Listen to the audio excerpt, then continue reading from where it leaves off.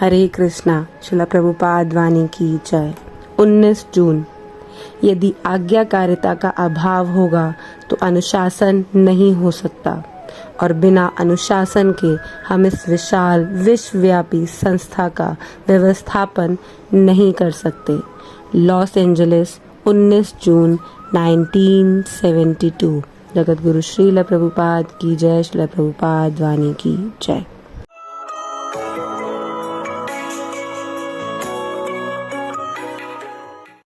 But unfortunately, I'm thinking this is American pension pleasure.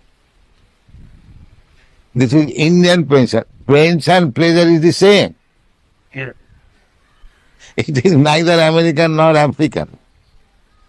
Pension pleasure is the same.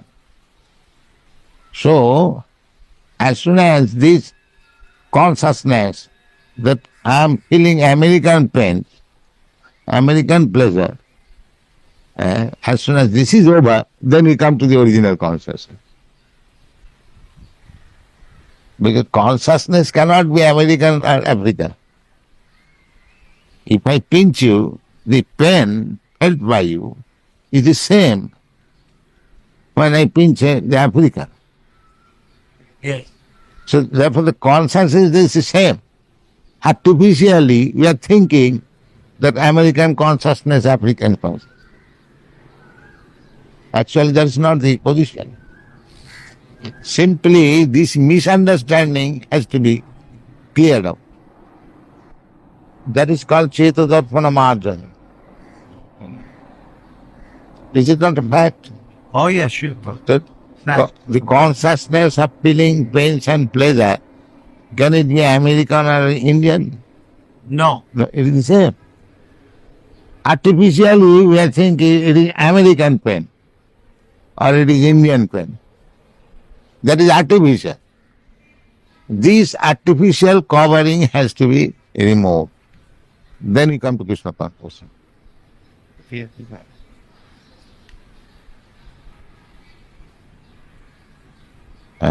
Feelings, consciousness is not American, African or Indian. Consciousness is the same. When you feel hungry, is that Americans feel a different way hungry? The African feels in a different way. The hungry appetite is the same. Now if you say this is American appetite and this is Indian appetite, that is artificial. So when you do not go to the artificial platform, that is Krishna consciousness. And that is explained in Narad Pancharatra. Sarvapadhi vinirmuktam tatparatena nirmalam. Rishikena rishikesa sevanam bhaktirischa. When we become free from these artificial designations, American consciousness, Indian consciousness, African consciousness, there is no such thing. This is artificial. Even bird and bees, they also feel consciousness, pains and pleasure. Just like when there is scorching heat, you feel some pain. Is that American, Indian or African? Scorching heat is every feeling. Yeah. If you say that I am feeling scorching heat American way, क्यों जी? हाँ जी, क्या हो सकता है क्या? नहीं हो सकता। You say simply these are artificial. हाँ, And everything is depending on consciousness. Everything depending on consciousness. Therefore, Krishna consciousness is the original standard consciousness.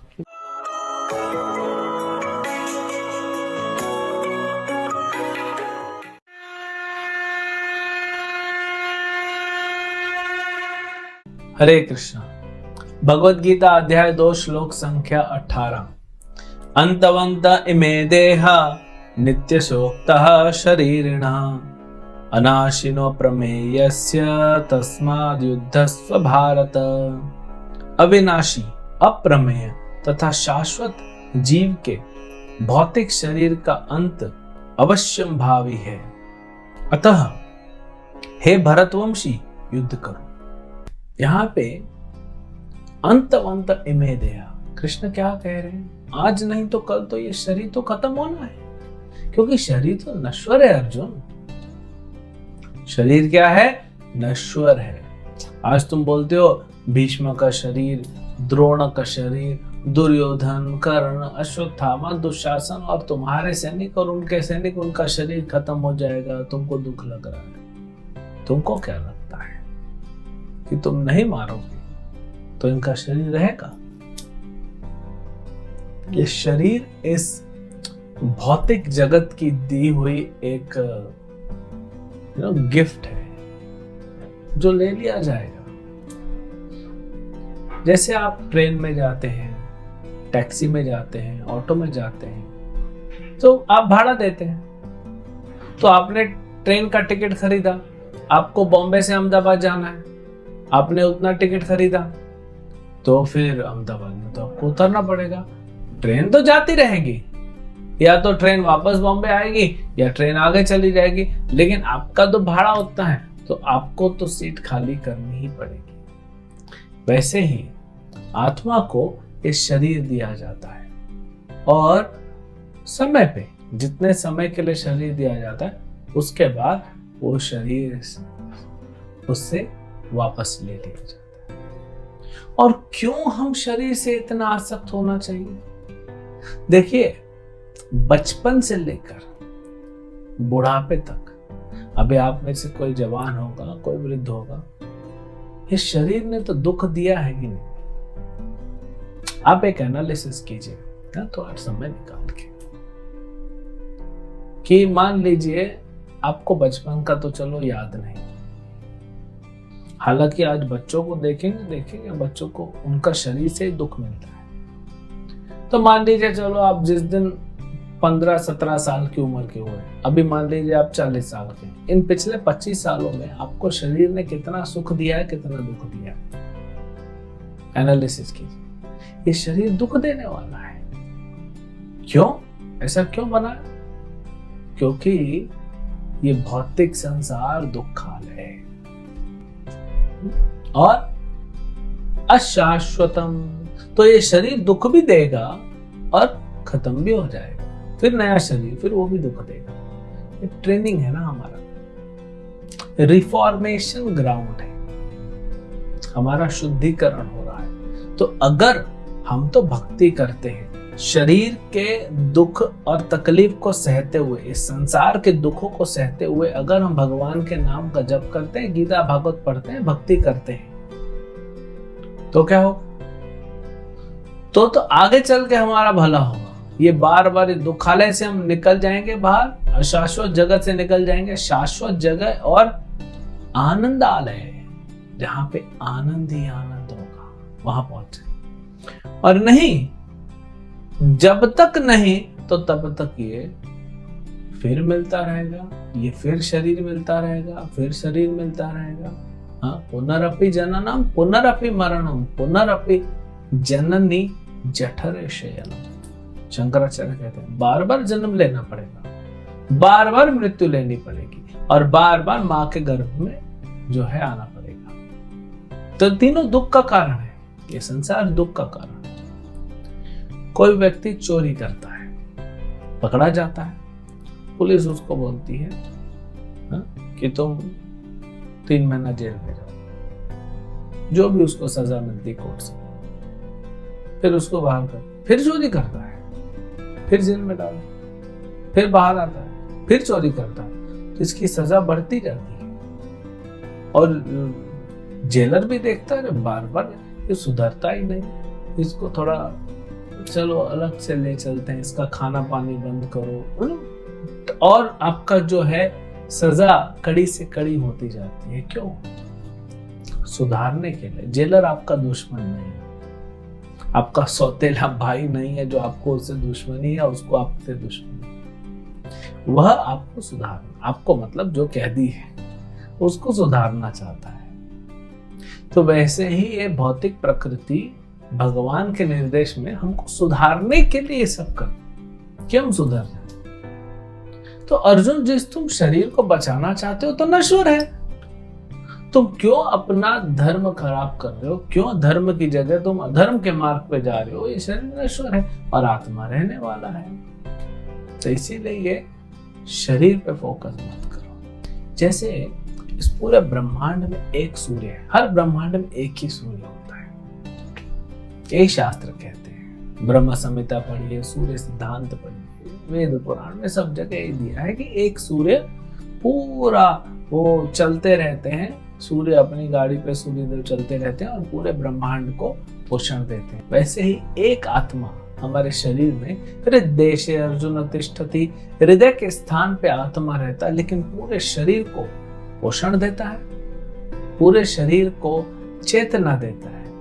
आज अगर मान लीजिए हाथ है, ये अगर यहाँ पे हमने कुछ दबाया या कुछ चुभा दिया तो हमको पता पड़ता है, क्यों? चेतना की वजह से। वो चेतना कहाँ से आ रही है? आत्मा से आ रही है। इसलिए पूरे शरीर में चेतना फैलती है आत्मा के द्वारा। जैसे पूरे ब्रह्मांड में प्रकाश फैलता है, ज्ञान फैलता है सूर्य के द्वारा। तो ऐसे ही आत्मा शरीर का पोषण करती है, शरीर को चलायमान बनाती है।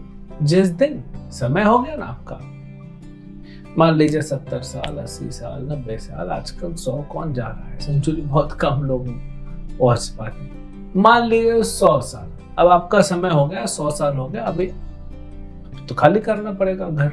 इतना किराया दिया था, 100 साल की लीज थी, मिलती है ना आजकल 99 साल की लीज, तो 100 साल की लीज थी, अभी खाली करो, लीज नहीं बढ़ेगा। नहीं सर लीज बढ़ा दीजिए, आपका दूसरा लीज बढ़ जाएगा, ये लीज नहीं बढ़ेगा, ये एक बार फिक्स हो गया। अभी नया शरीर, वो कुछ भी मिल सकता है, नया शरीर आपके घर में मिल सकता है। तो एक बार आत्मा ने शरीर को छोड़ दिया, परमात्मा भी साथ में निकल जाता है, फिर ये शरीर क्या होता है? सड़ने लगता है। किसी की मृत्यु हो जाती है घर में, तो फिर हम शरीर रखते हैं क्या? नहीं, जल्दी करो, अंतिम कार्य कर दो, क्रियाकर्म कर दो, जला दो, और बदबू आती रहती है, वो सड़ने लगता है ना शरीर। इतने साल शरीर नहीं सड़ा, इतने मौसम बदल गए, इतना कुछ हो गया, शरीर कभी सड़ा नहीं, अब क्यों सड़ने लग रहा है? क्योंकि आत्मा नहीं है।